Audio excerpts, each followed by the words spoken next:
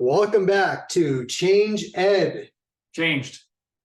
I am one of your favorite hosts, Andrew Kuhn from Montgomery County Intermediate Unit, and here with me is Tony Marabito from Carbon Lehigh Intermediate Unit. Tony. It is so good to be on this show with you. Remarkably, our viewership is up over to 300. I didn't realize you had that many relatives and you had that many people to share the link with. I sent it to Italy, the link and everything. That's great. I appreciate you sharing it out and your commitment to what we're doing. You know, we had a really great kickoff first month, all those things that we talked about, why science, why now, we dove into that. And we talked about jumping into phenomenon-based learning, but we're actually going to take a time out. Before we do that, we're going to talk about just building up the case a little bit more for change, because this, we've had a lot of change, a lot of things have happened. And when I say that, I'm specifically thinking about the impact of COVID, right? There was a lot of things that happened and a lot of things that changed. So Tony, one of my first questions is, what was COVID like for you? What were you doing and what was the impact for you professionally speaking? I was just actually leaving my principal position in Muhlenberg Elementary Center. We were giving out 1,200 Chromebooks to our 1,200 students. So it was quite a time trying to meet the needs of every student, making sure that they had access to online learning and just the chaos that COVID brought with it. It's really interesting you say that. As you mentioned, you're handing out the Chromebooks. Was that a result of COVID, or was that something that was already planned and in the works? Definitely not planned or in the works. At the time, we had a few Chromebook carts, per grade level, but this kind of forced our hand to make sure that every student, regardless what their home life was like, to be honest, to get a device and to make sure that teachers could communicate. It was quite the task, but if there was any benefit that came from COVID, it made us catch up to other countries, I would think, and to our surrounding districts and put a piece of technology in everybody's hands.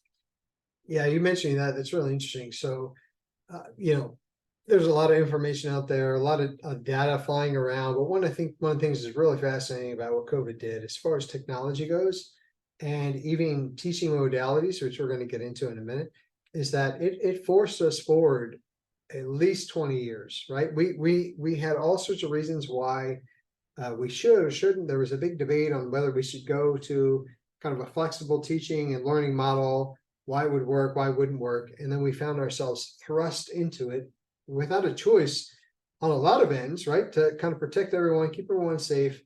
And we found ourselves in this new situation. So, were there concerns as you were handing out those Chromebooks? I know you had mentioned,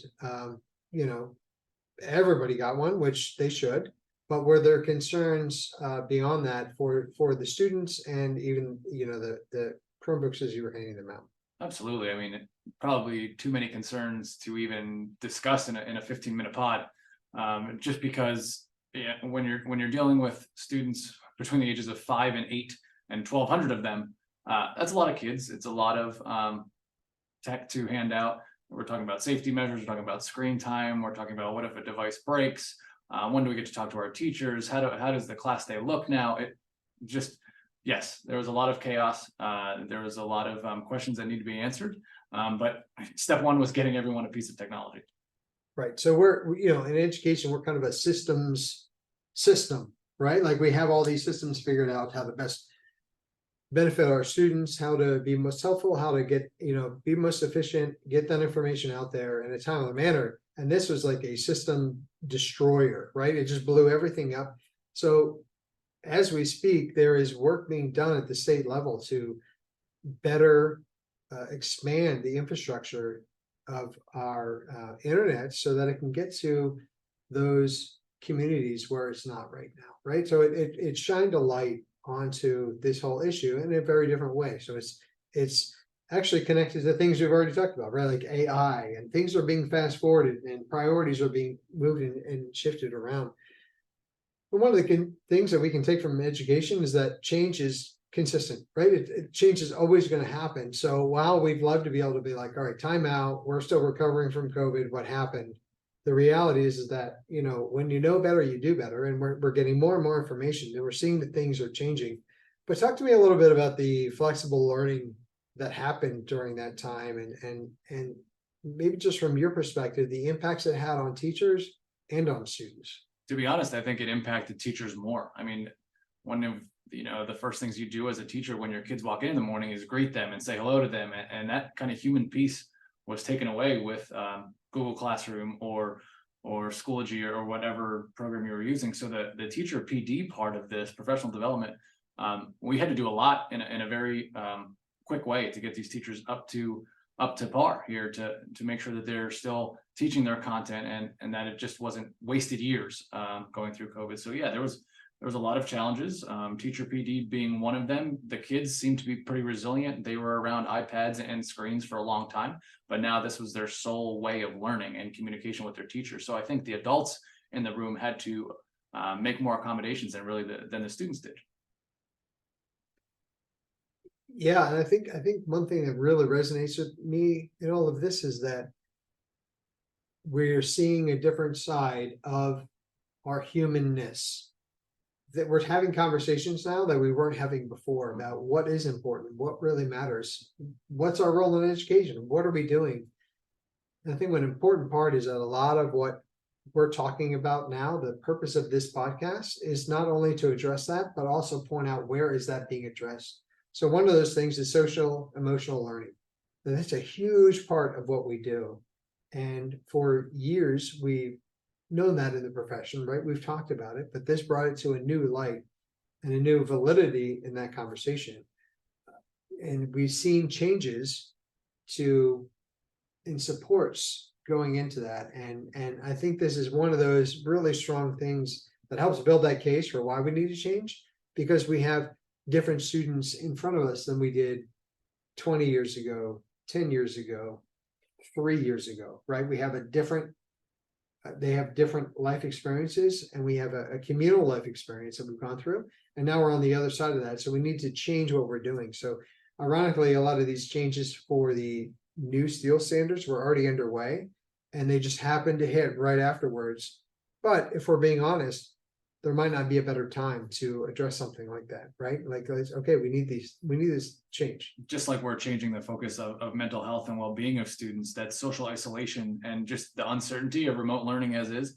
I mean, if we're going to change that and we're adding all of these pieces into our classroom, why not just make a full change right over to just teaching students how to think and how to learn kind of all over again. They're not used to school, or they weren't used to school.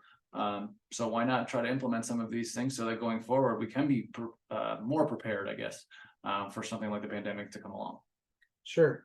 And one other piece that sticks out to me, and there are so many, right? Like you said, we're in a 15-minute podcast, so we can't cover them all. But one other one is the diversity, equity, and inclusion, and how we're intentionally taking a focus and saying we can do better. We need to do better.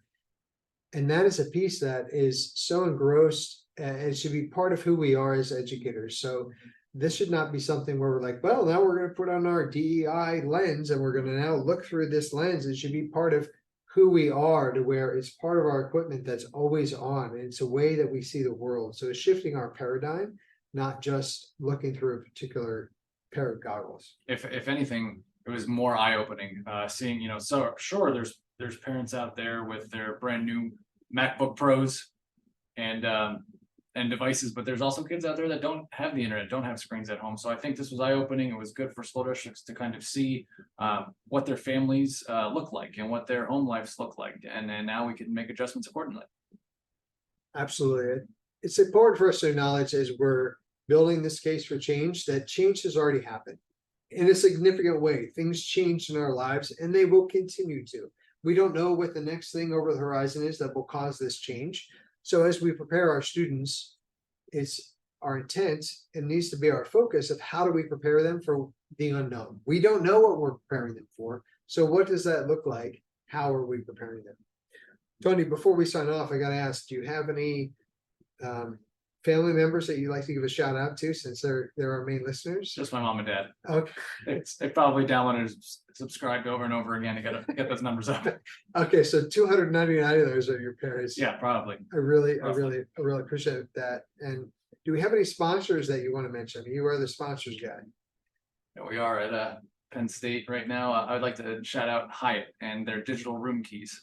Still something to be worked on, but we'll get there. All right, well, thank you, Hyatt, for this sponsorship. We do appreciate it. I think where we're gonna go from here on the next podcast is that we're gonna dive into process versus product. And what does that look like? What does that mean? Till next time, thank you for tuning in.